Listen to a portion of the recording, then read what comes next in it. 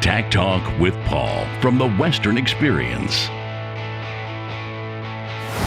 Hey, today let's talk about reins. I get a lot of questions asked of, what's a good rein? Why do I need such a long rein?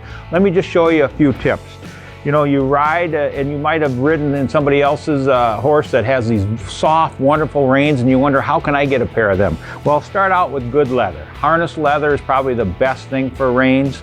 They're a lot of tallow stuffed in when they tan the leather, so it's naturally strong and naturally pliable.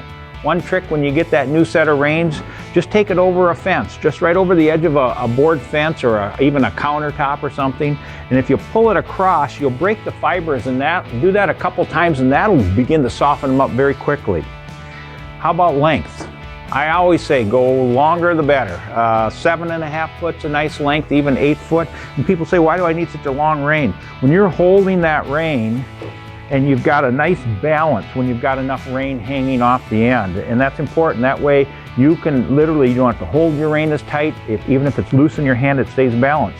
If you have that short rein and you're way out here on the end of the rein, before you know it, the rein's sliding out of your hand and falling out. So length is good. Always look, reins are always cut in pairs. So they're cut side by side out of the same hide. So they should be very consistent. You'll notice if you get a good rein, look how thick the end of that is. They cut that from the butt end, and so they're matched up, but there again, more weight on the balanced end of the rein, so it works out really well. Little neat's foot oil will soften a rein a lot too, so that's a good pointer. People always ask me, can I put rein snaps on? Of course you can put rein snaps on. They're great little tools, but personally I'm not a big fan of them. When you clip it to the bit, now you got this rattle effect going on.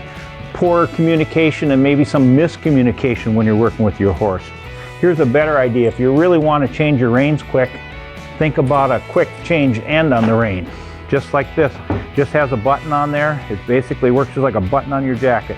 You can unbutton it, put your new bit on there, button it back up, and you've got your rein changed. So I like leather against the bit end. Remember, length is good, quality reins, harness leather. Break them in a little bit, and you'll have a set of reins that'll last you a lifetime. Thanks for watching. Please subscribe for another Tack Talk feature with Paul, coming soon.